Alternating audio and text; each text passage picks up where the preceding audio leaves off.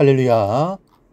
사랑하는 대강의 가족 여러분, 오늘 하루도 하나님의 말씀과 동행하는 삶이 되길 소망합니다.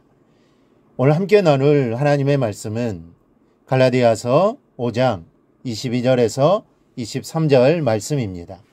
오직 성령의 열매는 사랑과 희락과 화평과 오래 참음과 자비와 양성과 충성과 온유와 절제니 이 같은 것을 금지할 법이 없느니라. 아멘.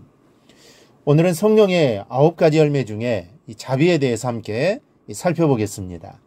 어떤 사람이 물건을 사러 가게에 들어갔다가 마침 그 점포에 찾는 물건이 구비되어 있지 않아서 헛걸음을 하게 되어 나오는 길이었습니다. 그런데 그 가게 주인에게 혹시 근처에 찾는 물건을 살 수 있는 가게가 있냐라고 물었을 때 주인의 얼굴이 굳어지면서 없다고 딱 잘라 말한다면 특별히 아쉬운 일이 있기 전에는 그 가게는 다시 가지 않게 됩니다. 그러나 어떤 가게 주인은 오히려 그 물건을 갖추어 놓지 못한 것을 미안해합니다. 묻지도 않았는데 가까운 곳에 우리와 같은 물품을 취급하는 가게가 있는데 찾는 물건이 급하면 한번 그 가게를 들려보시라고 말해주는 사람이 있습니다. 거기서 그치지 않고 문 밖까지 나가 위치까지 가르쳐주면 이 당장은 물건이 급해서 소개해준 집으로 가서 사기는 해도 차후에는 바로 그 집의 단골이 되는 겁니다. 친절은 사람의 마음을 얻게 합니다.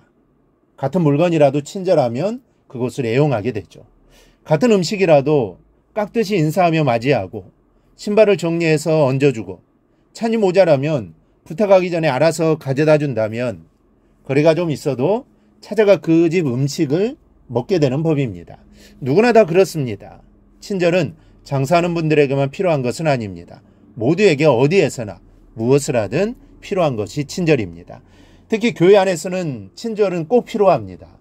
이 본문의 자비는 바로 이 친절을 말합니다. 본문에선 크레스토테스라는 헬라어를 썼는데 너그럽다, 친절하다라는 뜻입니다. 그러면 이 교회에서 신앙생활 속에서 친절은 어떤 의미가 있는 것일까요? 먼저 친절은 내일을 기약하게 합니다. 친절하면 다시 찾게 되어 있습니다. 이 초신자들이 걸려 넘어지는 것은 거창한 믿음의 문제가 아닙니다. 거의 다 이 친절의 문제에서 걸려 실족합니다. 교회 와도 형식적인 인사만 나눌 뿐 아무도 관심을 보여주지 않는다면 지속적인 신앙생활이 어려워지게 됩니다. 그래서 안내위원이 중요합니다. 안내를 맡을 때 최선을 다하십시오. 안내위원은 교회의 얼굴이요 첫인상입니다.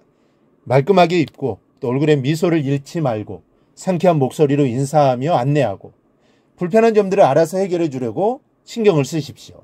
이런 모습은 안내위원뿐만이 아닙니다. 모든 성도들이 이래야 합니다. 친절해야 합니다. 그러면 스쳐 지나가는 나그네라 할지라도 다시 들려오고픈 교회가 될 겁니다. 둘째로 친절은 신앙의 데코레이션입니다. 물건이 좋아도 포장이 어수라면 물건의 가치가 떨어지고 맙니다.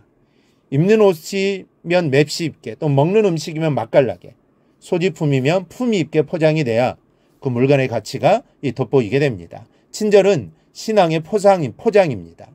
아무리 믿음이 좋아도 친절하지 못하면 맛없는 신앙입니다. 여러분, 믿음을 너무 자랑하지 마십시오. 오히려 자랑할 만한 그 믿음을 친절로 포장하십시오. 남이 나를 알아주기를 바라지 말고 친절을 손발을 담아 남을 가꾸어 주시기 바랍니다. 이렇게 신앙이 친절로 포장될 때 그 신앙이 아주 아름답게 빛나게 됩니다. 친절은 나의 신앙을 데코레이션하는 겁니다. 셋째로 친절은 진실한 마음을 보여주는 겁니다. 미소만으로는 친절할 수 없습니다.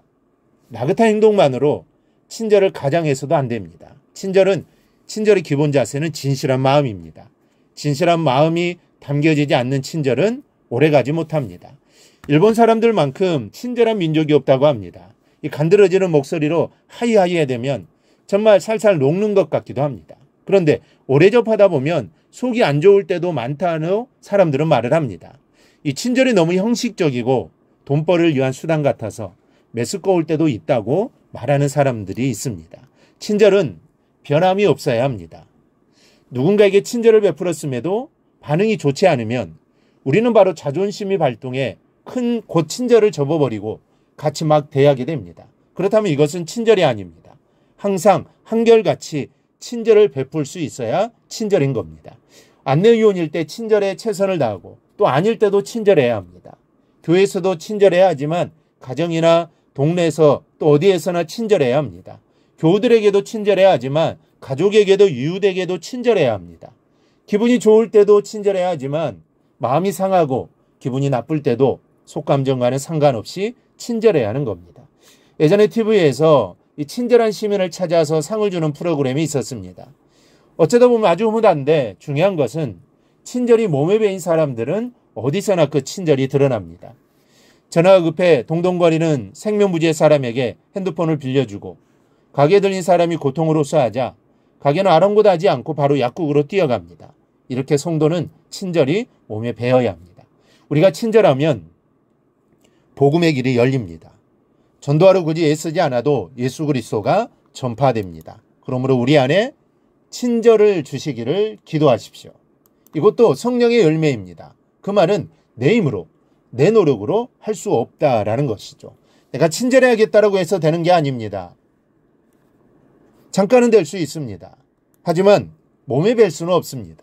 몸에 배지 않으면 진정한 친절은 아닙니다. 그래서 성령님이 하실 수 있습니다. 성령님이 주셔야 진정한 친절을 이룰 수 있습니다. 그러므로 성령님께서 나에게 성령의 열매인 친절을 주시기를 기도하시기 바랍니다. 그러면 성령으로 인해 친절이 우리의 몸에 배게 될 것입니다. 그리하여 모든 이들에게 친절한 성도님들이 되시기를 주님의 이름으로 축복합니다. 오늘 묵상의 말씀을 굳게 잡고 삶으로 실천하며 살아내는 대강의 모든 성도들이 되기를 축복합니다.